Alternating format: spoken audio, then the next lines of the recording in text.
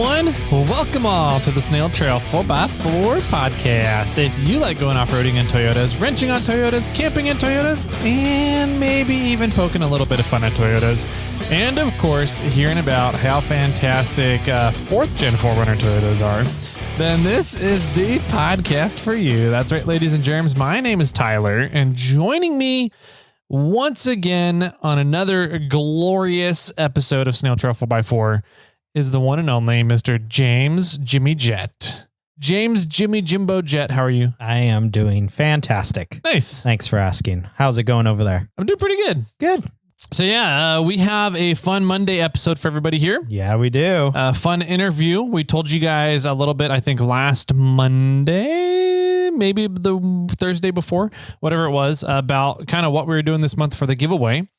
We have a Devos LightRanger to give away. So they're about $120, $140, right around there. I think they retail for $170. $170, that much. Wow. And I think they're currently on sale for $150 on their website. Gotcha. I just went on there when I was doing the show notes of writing up everything. So nice. I learned a little bit about it myself. It's really a cool setup that they have. It's a pretty sweet little thing they got going on there. Yeah. Then this kind of the bonus to the light too is you can get the solar add-on.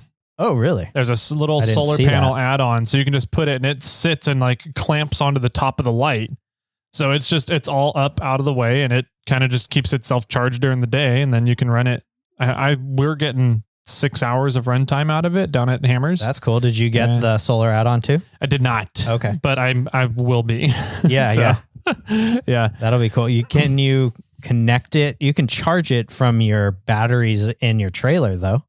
Yeah. I mean, it's just a USB-C recharge. So if I wanted to run a long ass cable or take it down during the day and go plug it in the trailer, move it over next to the trailer, plug it in, and because you have solar on there. Yeah. But I guess in this case, you didn't have the trailer out there at KOH. I did not. Okay. Yeah. So anyways, a fun little light there that is actually a really cleverly done design, and how it all packs down. It comes out of the tripod too, the stand that it's on, packs down super small, USB-C recharging, puts out a ton of light, comes with little lenses. So you can have different colored light in camp. How fun. Rather than just this bright white thing. You can always find us in the red light district. Exactly. So yeah, fun giveaway from Devos, and that's who we're going to have on the show today as well. Yeah, that's exciting. Yeah. I'm excited to hear their story. Learned a little bit about it from you talking on the previous podcast about how they're a product development company, and now they're taking their product development skills and designing their own products and releasing them. So I want to hear how they went from the product development side to actually producing their own products and what they're coming up with. Exactly. And kind of how they mix that up and with the wide plethora of amount of products that they actually offer, which is very diverse. Yes. Yeah. So I think it'll be a lot of fun. So that's what we got in the docket for today. If you guys want to get entered for the giveaway for that LightRanger, make sure you go to irate4x4.com, the forum board there, and then just head down to the Snail Trail 4x4 forum underneath Watch, Listen, Discuss, and all your sign up options will be there once you get into the Snail Trail 4x4 forum. So sounds great. Well, we could always quickly talk about the WINCH giveaway. Oh, that's right. We're coming up.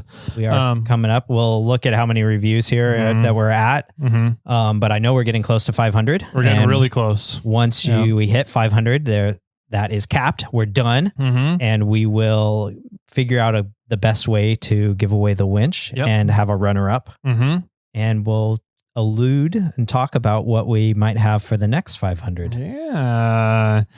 Yep. So that'll be fun. We've got that. We have the treasure hunt tokens that we do. As we start getting into, spring and summer here. There's a lot of tokens still in Northern California that are buried under like anywhere from 17 to 40 feet of snow right now. Yeah. So if you want to go build a snow cave and find a snow token, do it. Go for it.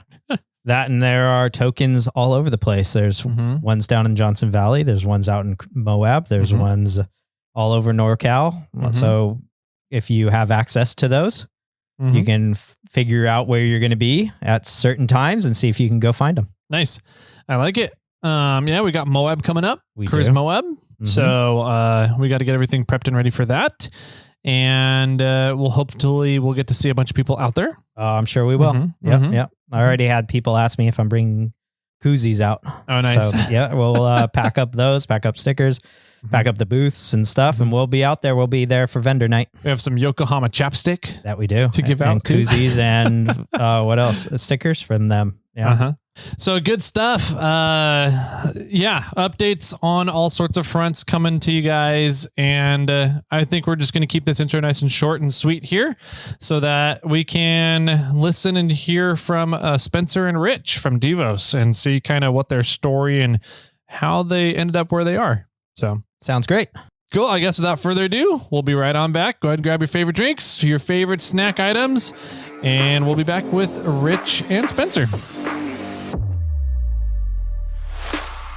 At 4 Wheel Underground, we don't do DIY kits. With 26 years of experience, we've designed and engineered suspension geometry for maximum performance and predictability on and off-road, so that you don't have to. Check out 4 Wheel Underground to find the best engineered Toyota suspension solutions at 4wheelunderground.com.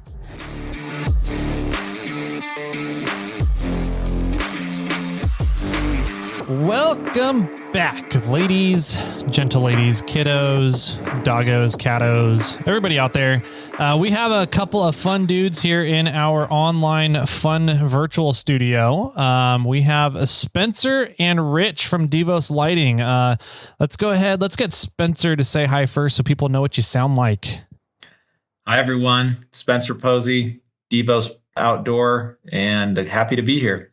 Awesome, man. And Rich, say hi to everybody. Hello, everyone. This is Rich. Nice. Very cool. So you guys are from Devos Outdoor Company, just Devos Outdoor? Devos Outdoor. .com.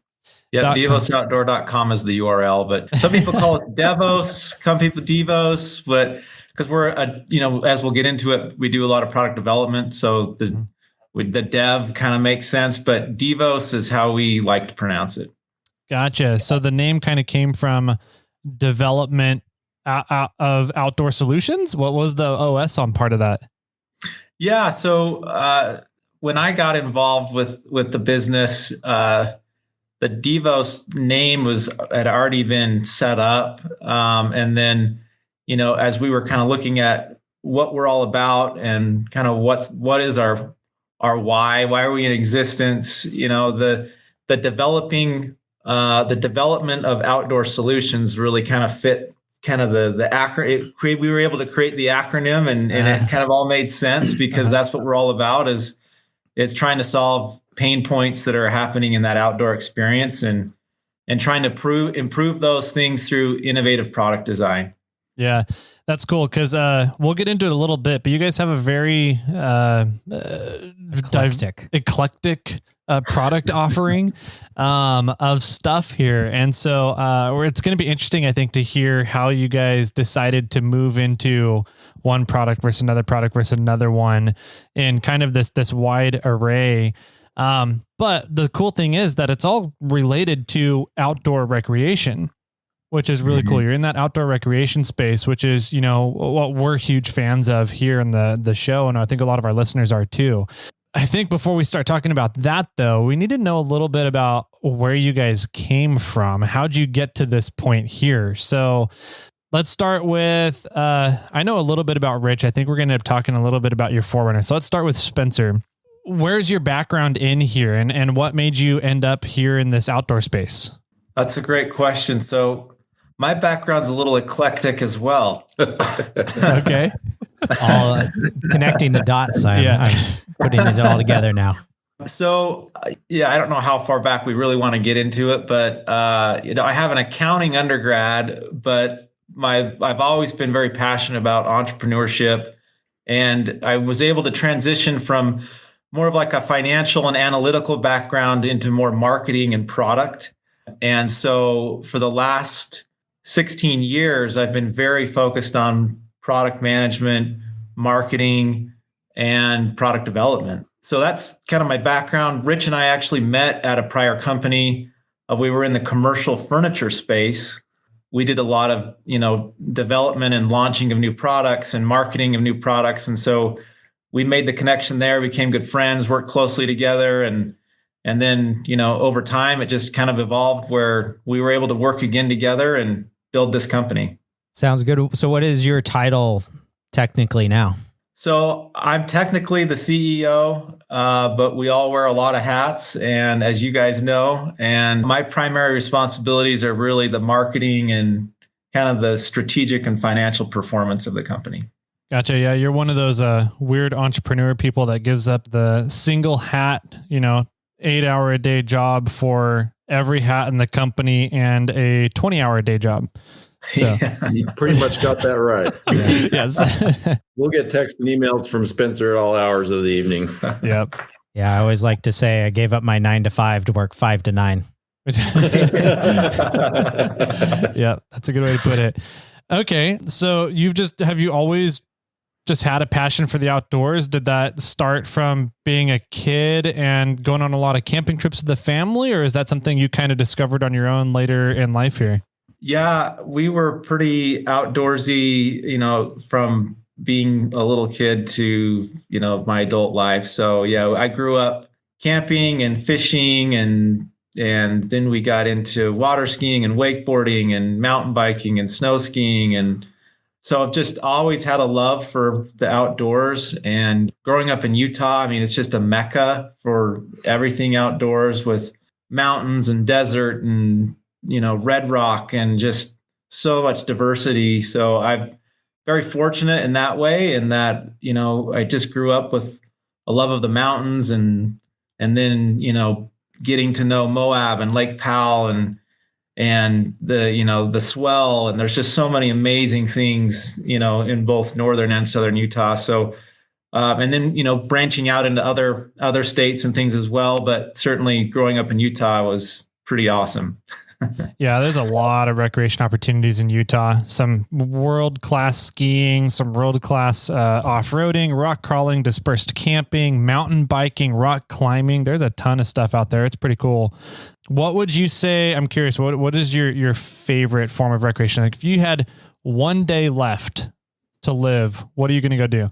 That's a tough question because this is going to define you for all of our listeners, by the way. So choose wisely. You have to define winter or summer. Maybe that'll help. That's your choice. There could be snow on the ground if you want, or there could be dry. I would, if I had one day left, I would ski powder. I would go skiing. Gotcha. And I've skied every month of the year in Utah. And so it really doesn't matter the season if you have a good snow year, but so you're going to get to go skiing in like August this year. Yeah. September's the hardest because in October it'll start snowing again. But yeah, I'd have to pick skiing as my number one. Nice. You'll have to make a trip out here to NorCal before we lose all of our snow. We have a ton of snow up here and the skiing is epic right now. I would love to hit up Mammoth and Squaw, and I've been out to Tahoe many times in the summer, but not in the winter. So yeah, it's a little bit hard to leave Utah because we're kind of spoiled, but it'd be great to experience that. Yeah, definitely. All right. So you kind of grew up in all sorts of different kinds of recreation, water sports. So you're born and bred pretty much in Utah, right? Yeah. Nice. Yep. Nice. My only last question here, I think, is what do you currently drive? Well, I drive a Subaru, and why were you giggling with that? It's old. It's time for an upgrade and maybe like lift this one and like turn it into more of an off-road, Subaru. But yeah, I'm looking at getting a truck in the next little while. So we can, if you go on and drop your Subaru off, we can put some like 35s or 37s on it for you. It would be.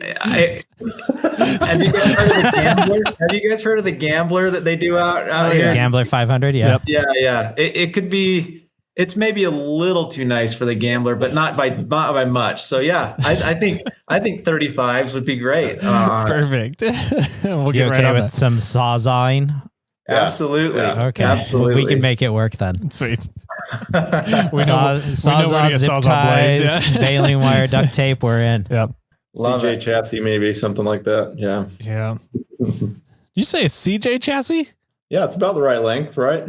No, we'll put it on an FJ40 chassis. Come on, man. There You're the you go. Toyota guy. Oh, that's funny. Rich, let's since we're on the topic of what or we're driving here, what do you drive, bud? So I drive an '08 4Runner. Gotcha. So 4th gen 4Runner, V6 or V8? It's the V6. Yeah. Ah, okay. That's a sweet little engine though. That 4-liter is a sweet engine. I'm sad that they had to get rid of it due to some EPA regulations, but Me too. It's just so reliable. I don't know. Yeah.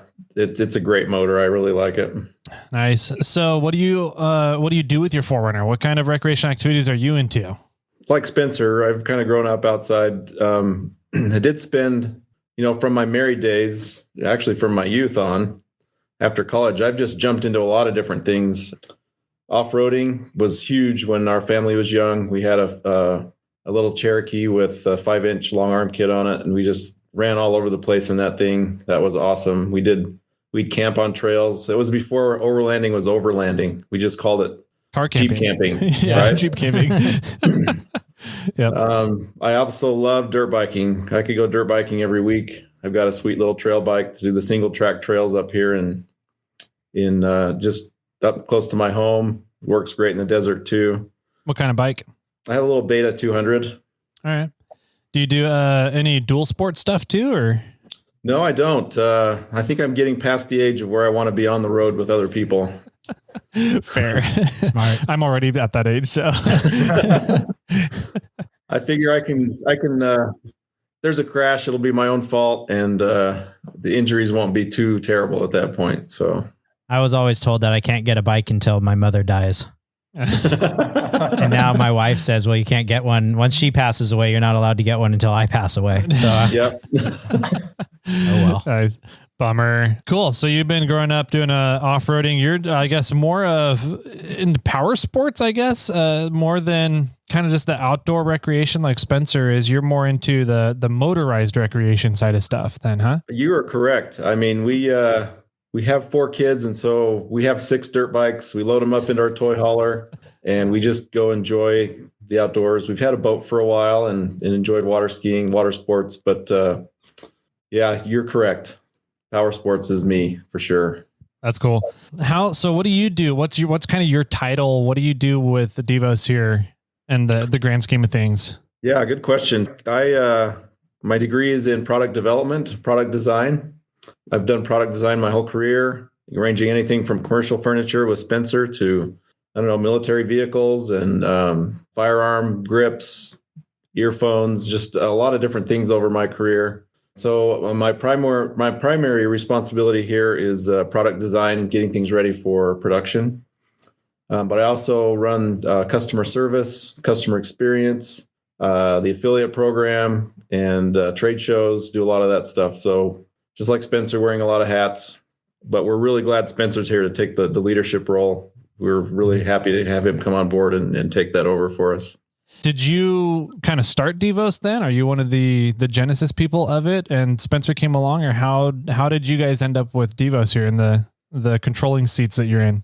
Yeah, really good question. Without going into too much detail, I got out of the commercial furniture business and recognized that working for a larger company could be a little bit scary as far as keeping a job into my older years. So thought it'd be a good idea to jump in and do my own thing.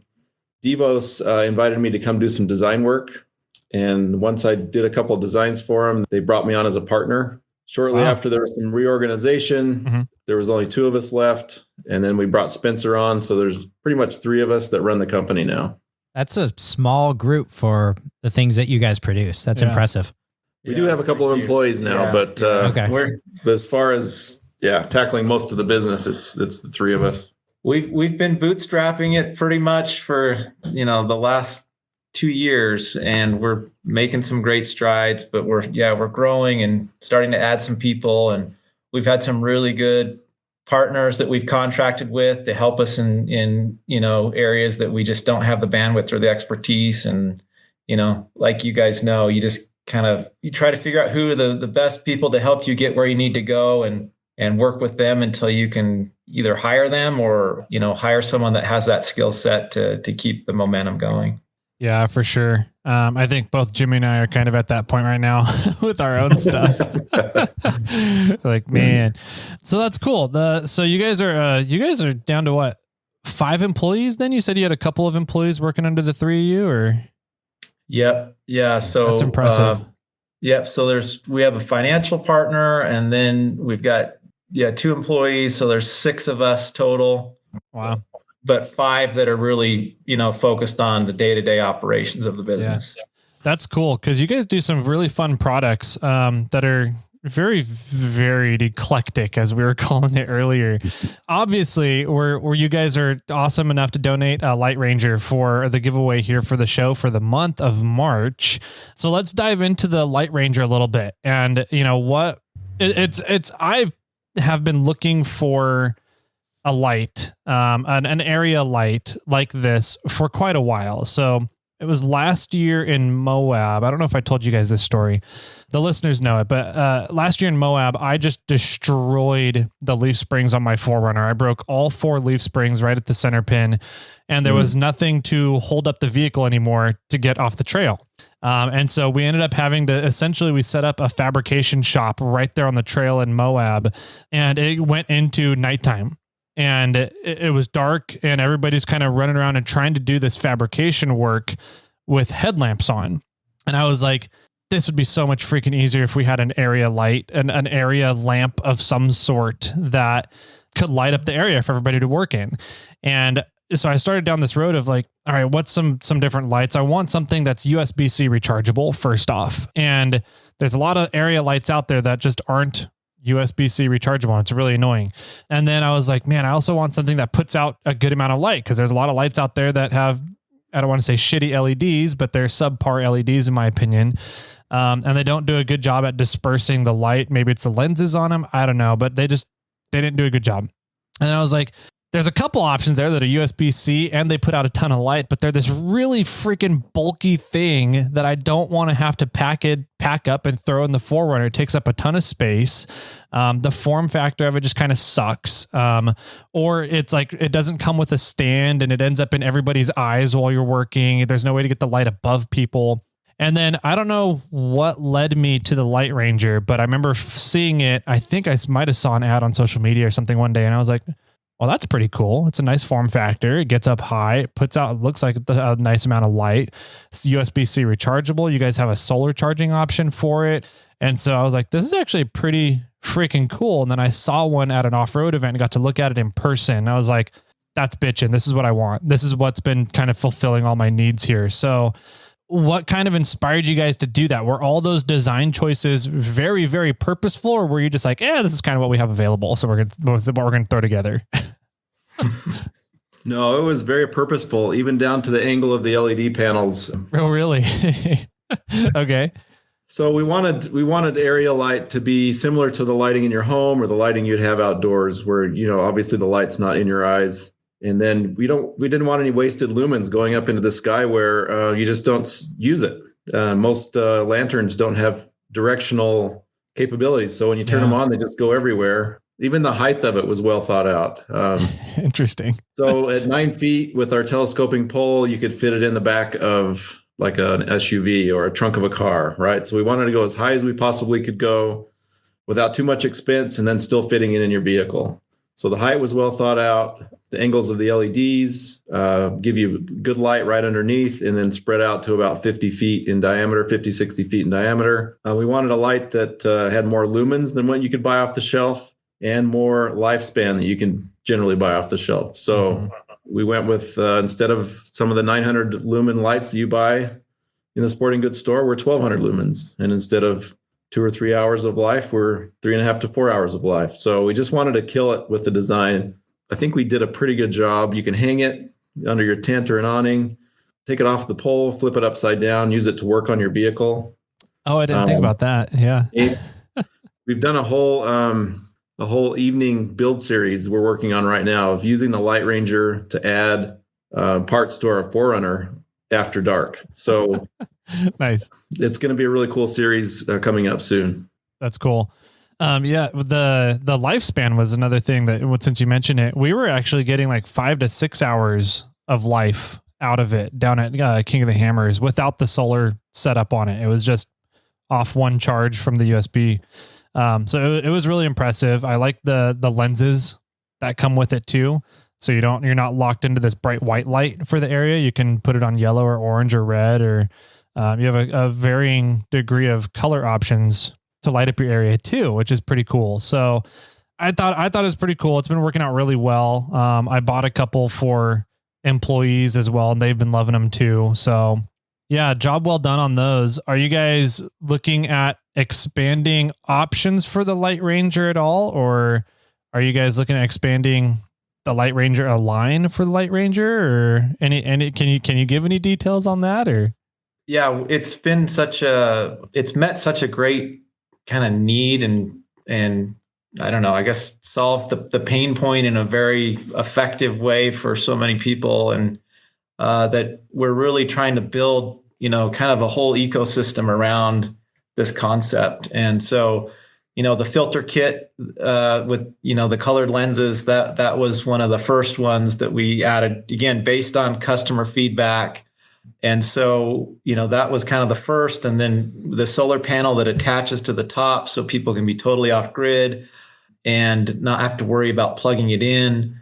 And then, the heavy duty carry bag, we've got a work light kit now that allows you to actually run the light while it's charging.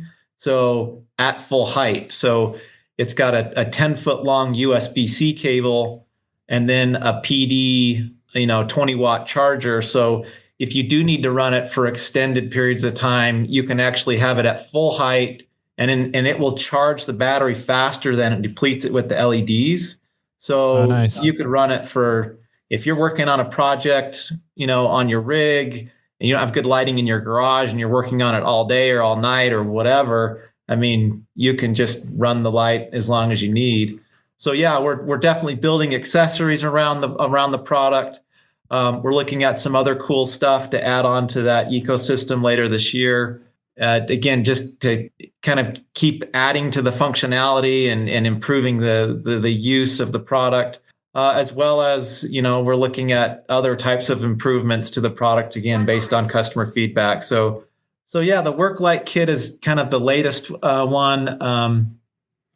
I'm tempted to say like what else we have coming, but I got really cool stuff coming. How's that? We've got some other That'll work. Really cool stuff. We'll leave it at that. Okay. We've got some other cool stuff coming, but we really, like you mentioned, eclectic is kind of a nice way to say it, but as we're kind of evolving and moving forward, we really want to be a leader in this portable lighting space, and you'll see more focus in our product lines and in the direction that we're taking the business around lighting in the future. We just feel like we can really make a difference and solve a lot of other pain points with lighting. And so you'll see more of that coming from us in the future. Yeah, we'll leave it at that. Okay. Yeah. You mentioned a ecosystem a bunch. Is that pertains to more just this idea of portable lighting, or is that like an ecosystem of, say we're out camping and you're looking at more stuff to help with, I guess, pain point is a good way to put it, that you said earlier as well. Pain points of camping or working on stuff at night. Like, what do you mean by ecosystem? Yeah, that's a great question. When we talk about the ecosystem, we're still talking about it being focused around the lighting system. Gotcha. So like the solar panel is part of the ecosystem because it directly charges the battery of the light. And, Gotcha. The filter, the colored lenses or the filter kit, it attaches on the light so that you can maintain your night vision or, have even less insect attraction or just getting that nice warm campfire vibe. So that's all part of the ecosystem. So really, yeah, we really want to be the leader in outdoor portable lighting. That's cool. I like it. Yeah. It's as more and more people are getting into this overlanding space, vehicle, car camping space, outdoor recreation space. It means that there's just going to be more people out there at nighttime, and having a really good quality product that does a lot of awesome functions and solves a lot of those pain points of doing stuff at nighttime outdoors. I think it's a cool idea to kind of build a business around. Yeah. Well, it's been really cool to, coming from a B2B, company prior to this, and then getting more into the direct to consumer and a B2C company, to be able to get that real-time feedback from our customers is just, it's a breath of fresh air. I mean, it's awesome that we have such an engaged customer base, and the overlanding community has just embraced us and our product. And I mean, it's just been such an awesome experience as we've gotten more into the off-road and overlanding industry. And the feedback has been so great. I mean, most people are buying it for, the LightRanger as a camp light. But then what we find is that once they have it, they start finding all these other uses for the product, whether that's in the garage or around the house or, in the backyard, barbecuing and grilling, or playing cornhole or games with the family or whatever. And so just so much versatility if you have something that's, like you said, has that good form factor, that's powerful, it's compact, and it's just super versatile. So we think that there's a lot of kind of things that we can do with that to make it even better for people doing, whether that's using in the backyard or, in the backlands, as we kind of call it, or the backcountry. There's just a lot of application, across a wide variety of forms of recreation. Yeah, I think the fact that you guys have developed such a wonderful product that it shows that it can be used in many different avenues and areas. It just shows the diversity of the product. But one of the things I want to know is, what made you guys decide to build this? Where did that come from? Was somebody out and says, I need more lighting. I can't do anything at night. I can't cook. I can't, camp. There's, bugs everywhere. I don't know what it is. Was somebody out there and figured that out? Or was this, just you looked at the marketplace and said, nobody's doing this well enough that you guys were like, we can do it better. And that's the direction you went. How did this idea come about? I think they were trying to reforge leaf springs on a trail in Moab at nighttime is what. Were you guys on that trip with us? Been there, done that. I think we both have some perspective that we can share on that. So yeah, I think the origin came before even Spensor joined us. In the partnership that was before Spensor, we sat around for hours and hours talking about what kinds of products could make a big hit. And one of them was a cooking light that helps you so you can see while you cook. It kind of stemmed like from a camp chef perspective, where you wouldn't really want to hook a light onto a camp chef in case, you levered it over and you spilled oil everywhere. And so we were like, well, how could you set up a light to help you cook, do things around camp without that danger? And that's where the idea kind of spawned from at that point. That's my perspective anyway. And then I don't know what. Yeah. And because Devos had a lot of different, problem solving types of product concepts in the pipeline, that's when I got involved and started doing some market research. And at this point, this was a side gig for me, and I was just giving them some guidance from a marketing standpoint. So I started doing some market research, and we just, we're able to recognize that the lighting category is big and there's just some real opportunity there. And so kind of, with that market research paired with the concept that they had come up with, we decided to move forward with it. And that was kind of the genesis of the product. And at that point in time, it was a huge risk, right? We have this really, really small business, and you have to come up with money for tooling. And at the same time, you're trying to keep yourself fed. And it was a pretty big risk to jump into this thing. And we're just happy to say that it has paid off so far. That's really cool. Yeah, there's we have a lot of listeners that like to tinker in their garage, right? Some listeners that are actually amazing, really cool, talented fabricators. And we get approached every once in a while that are like, hey, I have this idea. How do I know whether or not I can sell it and produce it and sell it? Like what does that path look like for you guys? Because I never really quite know how to answer that to them. And you guys coming down this path of literally doing that, it sounds like you found that there was a need for this item and that there is a market for it. How do you diagnose whether or not an idea is marketable and producible to be sold? That's where Spensor is. That's where he was so valuable to us from the beginning. He has a certain system that he goes through to vet it and use actual data. And you should probably speak to that. And I don't know how far you want to get into it, but if you have a secret sauce, you don't need to get into that. But yeah, he does, and that's so valuable to our small company that he's got that capability.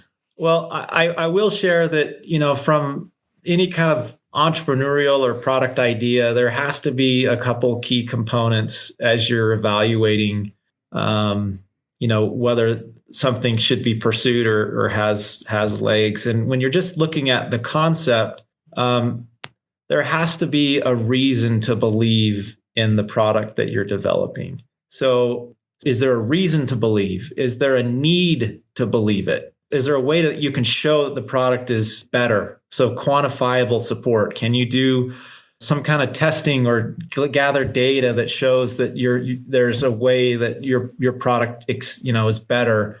And then you really just got to try to blow away expectations. And if you can align those four things, then you're creating an angle that you can take to the marketplace. Some marketers kind of even call this the law of the angle. And if you can get a good angle with your product with those components, then you at least have a fighting chance. Now, there's other things like, the cost of bringing it to market, and what does the competitive landscape look like, and what is the time it's going to take to get this to market? And, do you have a short window because you kind of already have an idea that other people are looking into solving this pain point in the same way? So, there's a lot of things to consider, but I would just say one of the first things is just kind of looking, do you have an angle that you can take that sets you apart and that can, at least get you a fighting chance to be successful? Thank you for that. That's actually really interesting, and I think hits home for both Tyler and I. But yeah, for sure. I want to know, what was the angle for the LightRanger? What was the thing that pushed it over the edge?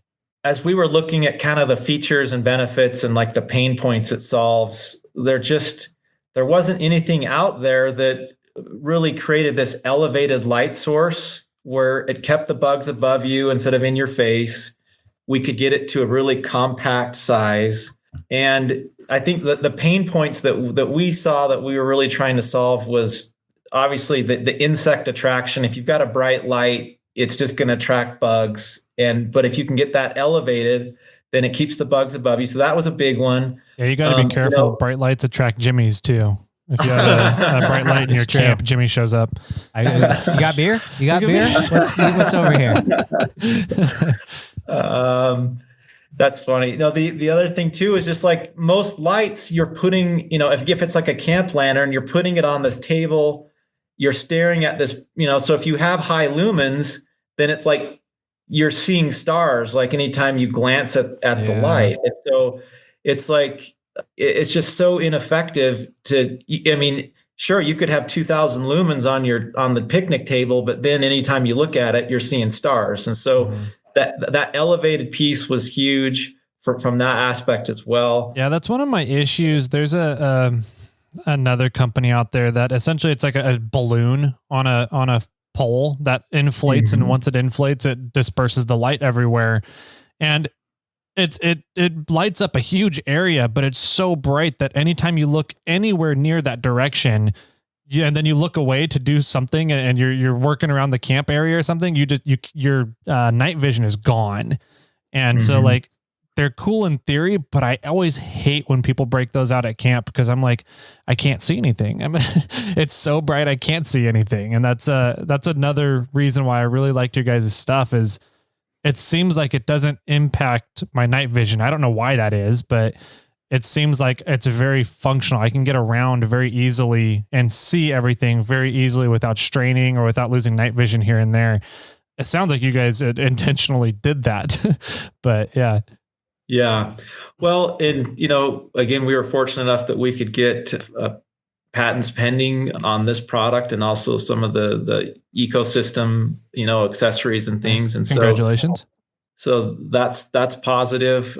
But yeah, kind of going back to your original question, we kind of ran this through that law of the angle. We kind of ran that through, and I have to give credit to.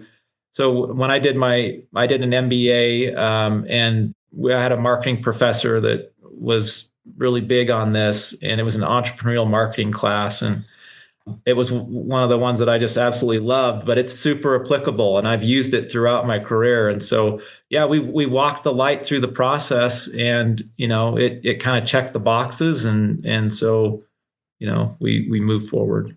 That's cool. I like it a lot. You guys have a bunch of other products too. Before we dive into some of those, because I have questions on some of those as well. How do you go from because you guys said you did product development. Were you doing product development essentially for other companies? You were being contracted to do that? Is that kind of how Devos started originally? We always had it in our minds that we wanted to have our own products, but we still had to make money to get there. Luckily, we didn't have to advertise or anything. People would just show up at our door, say, "Hey, we heard you do design work." Some of these projects that we did for other people kind of kept us afloat until the LightRanger made its debut. Mm-hmm. And we don't have to do as many of those projects anymore. So, gotcha. Yeah, it was pretty fortunate, serendipitous that we had these projects walk through the door to keep us afloat. I thought you guys had started off as like that was your main thing, was to be product development and kind of get contracted out. And so I was curious, how do you go from doing that as kind of the main goal of a company to all of a sudden kind of shifting and pivoting and being like, no, let's do our own stuff? But it sounds like you guys have always kind of been going down that road. Was that a hard transition to do, or has it just always kind of been natural because that was always the end goal for the company anyways? It was pretty natural. That was our end goal from the beginning. Okay. It's like a means to an end. Gotcha. We didn't mind it. We enjoyed it. We're all product developers and love coming up with novel and innovative designs and ways to solve different problems, even to improve on existing products. It's enjoyable to all of us here. Do you guys end up like walking around and seeing products on the shelves at stores or like using products out while you're camping or skiing or whatever you guys are doing, and you're like, man, this thing sucks. That could totally be better if this was done to it? Absolutely. Yeah. I think we all do that. Yeah.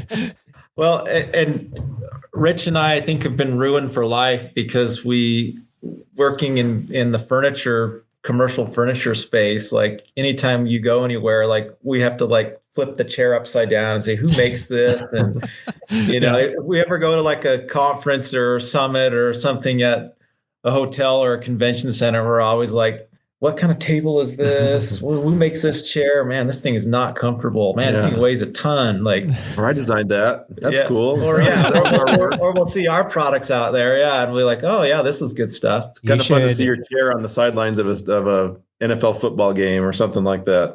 It's that's cool. That is rewarding. You should see the chairs Tyler made. No, you don't need to show those to us. Oh no! He ripped it like out a Game of Thrones made out of mufflers or something. Like you're close. Not necessarily mufflers, but it's the old Forerunner seats that he has manufactured into. You just put them on some. What is this? Like 3/4 inch by 3/4 inch tubing, and That's just awesome. set them all up. They still recline. They don't slide forward or back, but. Yeah, they work out pretty well, to keep a little Toyota here in the studio. Yeah, they got great little idea. kickouts there so you can still recline them. It doesn't fall over backwards. So Nice. You think he has a future in product development? Those are legit. Absolutely. Yeah. Okay. There you go, Tyler. sweet. You can quit the podcast finally. I'm gonna sell. Toyota. I don't know what. Remanufactured Toyota office chairs. There we go. Oh man, that's funny. That's great lobby furniture. That's absolutely. They're still fairly comfy. I could probably get a heated seat add-ons off of Amazon have heated seats in here too. Adjustable armrest. Keep going. Keep going. Northlight's one of those progressive companies that allows their people to take naps during the day in the 4Runner seats. I can see it now. Yes. Yeah, you need the feet kick out thing to support them there. Oh my God. Like a lazy boy. Pull a lazy boy bottom off of it and put him on there. Just go for a Bentley. It comes built in. That's true. Well, while we're at it, I could make some out of F-350 seats with the massager and everything in it. So. Oh man, that's funny. All right. So some of the other stuff you guys do, you guys have, we keep talking about this eclectic product line. You guys have a portable campfire pit, which is actually pretty clever the way it kind of goes together and how it packs down. Again, I think it seems like packaging for you guys is a big priority. You guys have movie screen, which I thought was really fun. I know some people personally that would love to see and have one of those and use them and set them up out while they're camping with their hashtag Lance Life.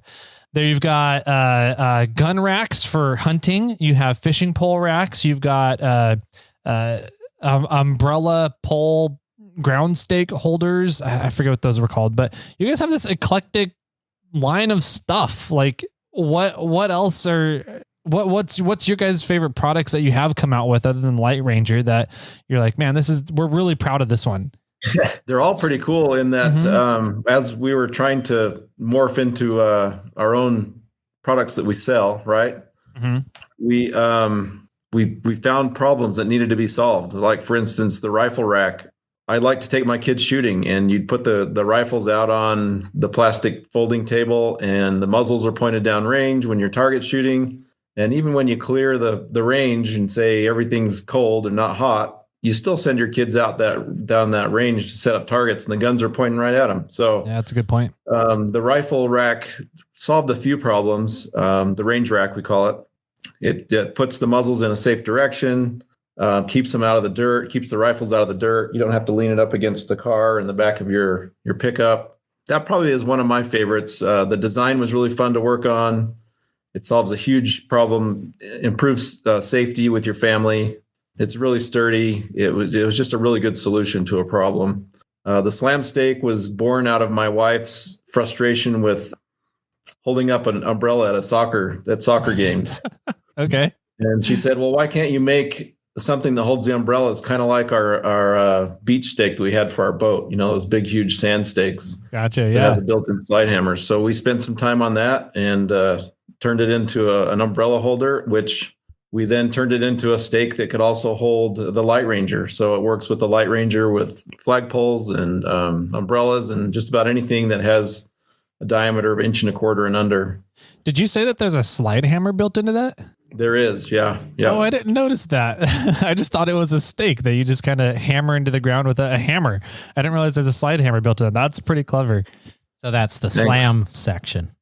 The slam stake. Yeah. Yep. Well, slide hammer it. And Cool. even that, like there's a lot of kind of nuance and thought put into maximizing the amount of weight so that you can actually pound it through gravel or some really tough soil, but you're kind of constrained within a certain amount of space and length of the cylinder. And so there was even though it looks fairly simple, there was a lot of kind of detailed work that had to be done to get that to a point where it was really functions and performs well and safe to use. Yeah. We had to make it so the hammer itself was internal, so there was no pinch points. Yeah, good point.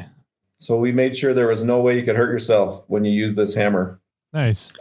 And on the range rack, I mean, again, like when you kind of talk about like the fire pit and the LightRanger, like the weight of the product and the compactness of the product is always something that we're trying to improve upon and make the best possible situation, because there's other like portable rifle racks and things out there, but they're all steel.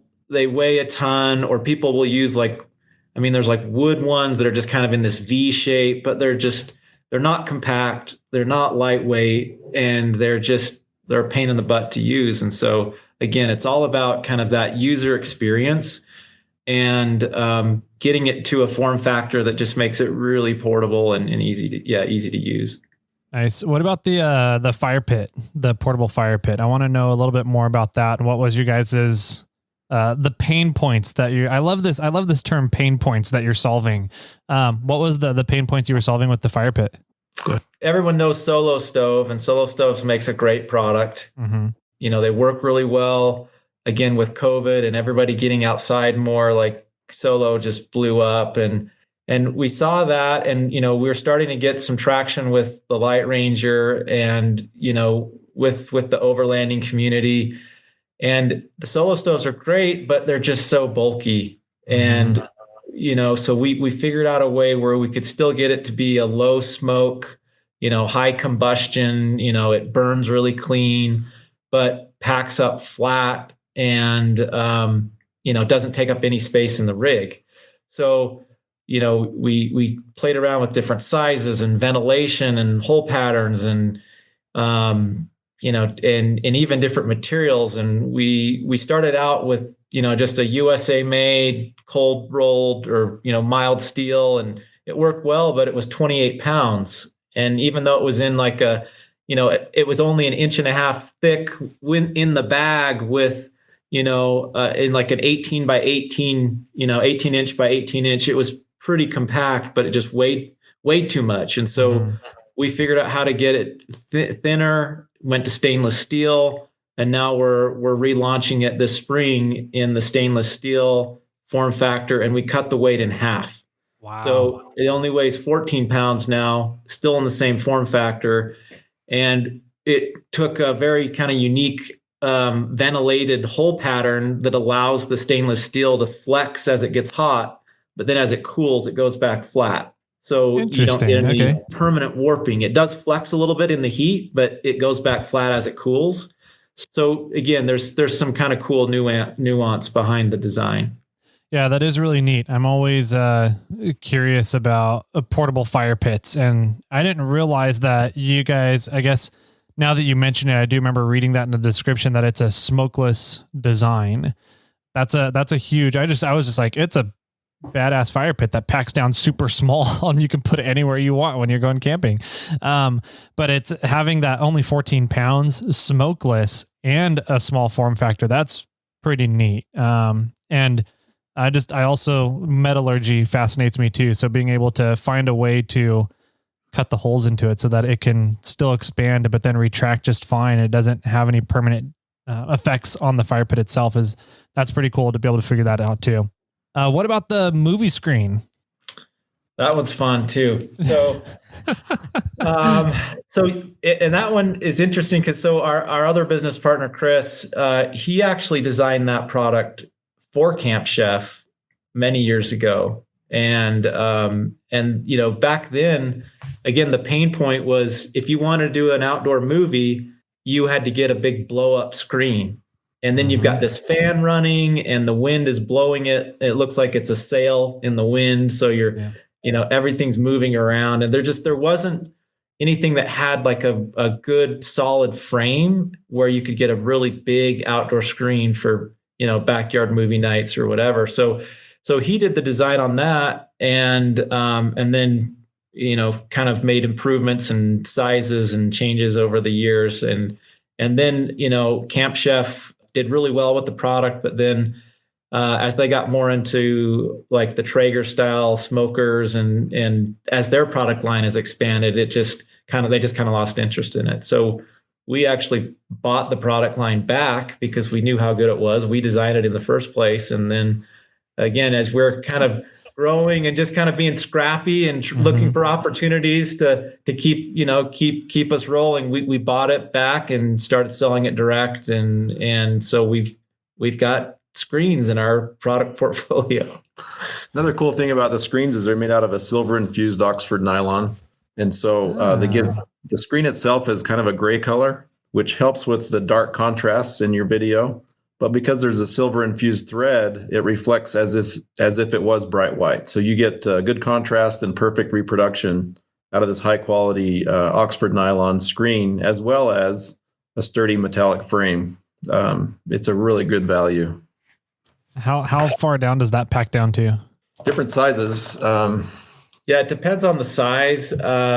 For like the overlanding market, we have a version where it's just the screen, and so people can hook it on the awning, the rig, and then just stake the two bottom corners down. So if you do want to do a movie, while you're out camping or something, we have a version like that, and it only weighs like less than 2 pounds or something. And it's a 120-inch diagonal screen, and it's just surrounded by grommets. So it's got grommets around the perimeter.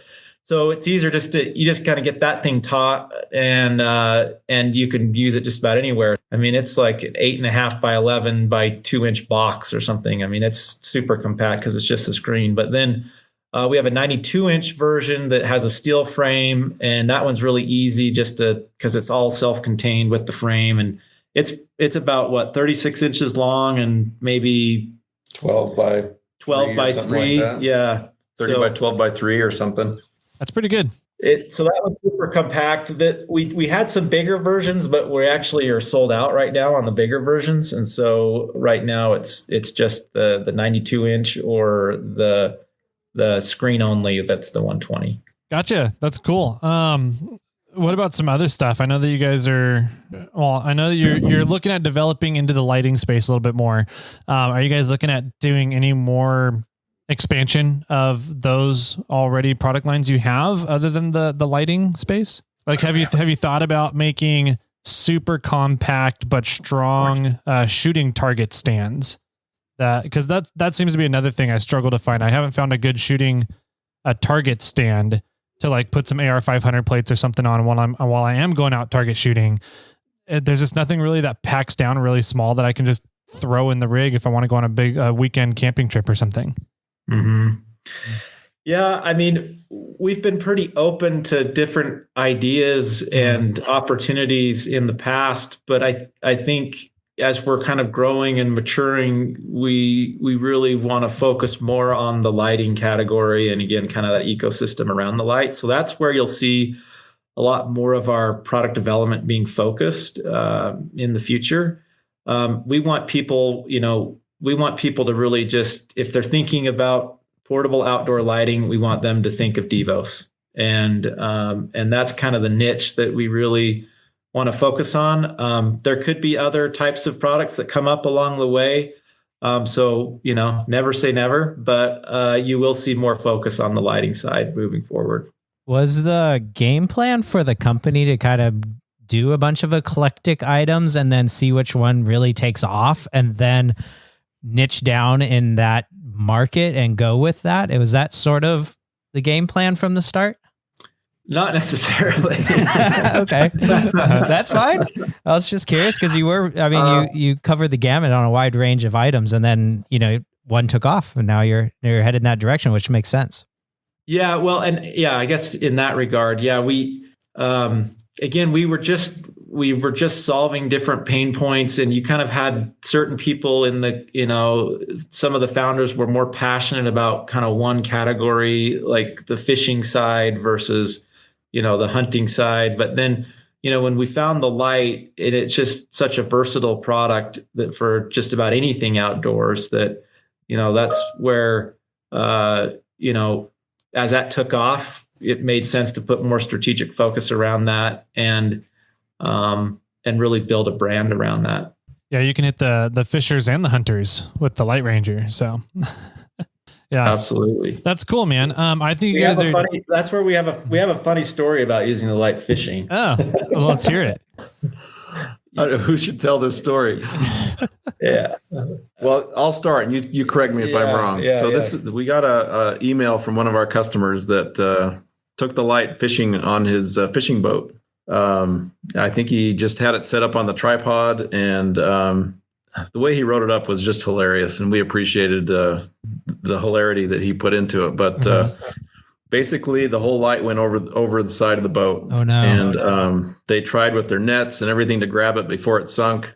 And as it was going down, it just stayed lit all the way down to the bottom of the river or lake or wherever they were at. And they were casting their lines, trying to hook it, and just couldn't quite get a hold of it. and I think it was after 10 minutes or 20 minutes, it turned off. And then 5 minutes later, it came back on again. They could see it way down in the depths. And then it just died. So they were sad. We gave them a good deal on the next one, but it was a really fun story.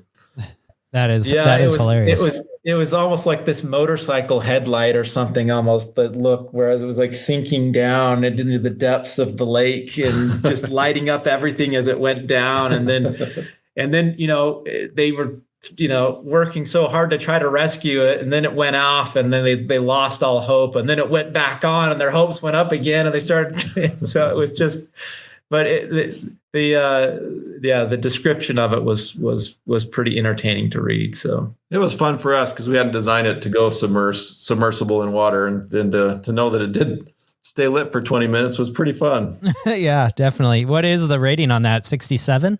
I think on our LightRanger we have an IPX6, right? 6? At this point. Yeah. So you can certainly leave it out in the weather. All the ports are water resistant, waterproofed. We don't recommend submersing it, but it's great in the rain and the snow. You wouldn't recommend using it to light up your scuba diving area? No. I would have Not liked yet, to. But maybe if there's a big enough need, Tyler, maybe we need to go that direction. There you go. Right? I wanted to hear that it lit up the fish, and they were able to catch fish while I was there sitting there at the bottom of the. Yeah. Oh, that's funny. Yeah, I think Bailey Cole could have used that as his car a few years ago when he went into the pond. So there was an Ultra 4 racer that was in the middle of a race, missed a turn, and the whole car drove into a pond, sank in the pond. And there's some great pictures afterwards of the whole pond lit up because of all of his lights at nighttime still on under the water in the pond. It was pretty cool. He was okay. Yeah, he was fine. Yeah. Yeah. That's good. Well, cool. Yeah, it sounds like you guys have some fun plans. I'm definitely going to keep tabs on what Devos is doing in the future here, especially for that outdoor lighting space. I think it's a great market to be in. There's a lot of fun you can have with it and a lot of fun ideas that you can come out with. So I'm really interested to kind of see what fun ideas come out of your guys' heads into the future here. I think a lot of other people are going to be watching closely too to see what you come out with. So is there anything else you guys wanted to talk about or mention here before we start closing it up? No, this has been fun. Yeah. Yeah, we appreciate you guys having us on the program, and it's great. We've really enjoyed making connections with. There's just so many great brands in the off-road and overlanding space. Definitely. And building connections with, the Morphlates and Roams and Garmins and, just Snail Trails and just, there's just so many great brands that we're building these relationships with. And it's just such a fun industry. We're just stoked to be part of it. Yeah, I agree. It is a really fun industry, the outdoor recreation space. So cool. If people want to get a hold of you guys to ask you questions about products, or maybe they have a pain point that they're really hoping that somebody can help them out with, where would they kind of reach out and get a hold of you guys at? Yeah, just the email for our general email that we are very good about keeping up on is cs@devosbrands.com. So C as in Charlie, S as in Sam. Or customer service. Yep. cs@devosbrands.com. So send us a note, and that'll get pushed our direction, and we're happy to have those conversations. Yeah, you can also find that at devosoutdoor.com. Cool. Do you guys are you guys pretty active on social media at all too, to see if people wanted to see kind of some lifestyle shots or some of the products in working out in the outdoors? Where would they do that at? Absolutely. So our Instagram is at Devos Outdoor. Same with our Facebook, Devos Outdoor. And we do have a small but hopefully growing YouTube channel. But Facebook and Instagram they're the most active channels. Yeah, that's right. We didn't get to talk very much about Rich's Forerunner. I know that you've done some, you like to go out and use it and play around in it. So you're going to be doing a sort of a build series with stuff at nighttime over on the YouTube channel you were talking about, right? Correct. Yeah, we've already, I think we've already have the content for 5 or 6 episodes. We just need to kind of put them together and create a schedule of releasing those episodes. And yeah, it's going to be a lot of fun. Cool. That's exciting, man. Yeah, people, if you guys want to get a hold of us, myself, or Jimmy for any questions or feedback, we have the voicemail that, as always, you guys can call 916-345-4744. If you guys have questions for Spensor and Rich, we can definitely forward those on and get some answers for you guys. You guys know how to get a hold of us through social media, email, voicemails, irate 4x4. There's a Facebook group page. We're all over the place, just like these two gentlemen are. Yeah, I guess that's about it. That sounds good to me. Cool. So one of my favorite points of the show is I like to put everybody on the spot, and you get to really rack your brain here. And Jimmy's used to it, so we'll have him go first. But it's essentially like final words. What do you want to leave all the listeners with? The last thing they're going to hear from you before the music comes in and closes everything out here. So you take a second to think about it. Jimmy, final words for everybody out there. I just wanted to say massive congratulations to you guys. It proves that you guys have looked at the community, listened to them, and discovered a product that is well needed. And the community seems to have rallied. That's the word I was looking for. Rallied around you guys and have really made your guys' hard work worth it, I believe. And so congratulations to Devos and everything you guys are doing. This was awesome. And I am excited to watch the wild ride that you guys are going to have in front of you. Cool. Let's go. Let's do Spensor. Spensor, you're next up. Any final words for everybody out there? Well, first of all, thanks, Jimmy and Tyler. It's been an honor and just a lot of fun being on the show today. And thank you for the kind words. It's I don't know. I just feel very fortunate to have been able to be involved with Devos and to build something that we're trying to, build a meaningful company that solves pain points, improves the outdoor experience through innovative product design, and just big thanks and shout out to our customers and ambassadors and those who have helped us to get this far, and look forward to a great future with more cool new products and solving more problems in that experience. I like it. Rich, any final words for everybody out there?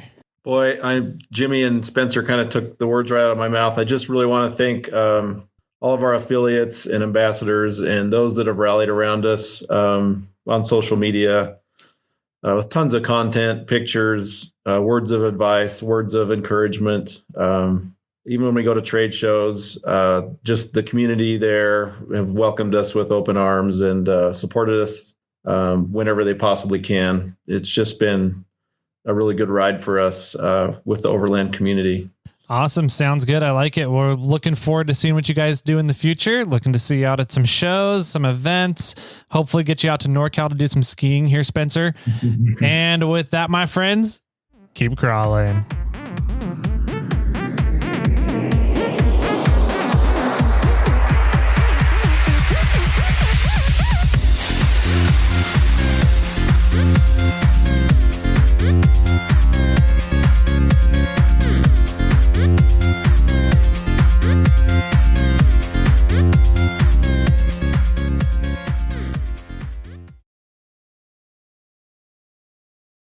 I got one for you. Okay. How do trees access the internet? Through the root? They log in. Oh, okay.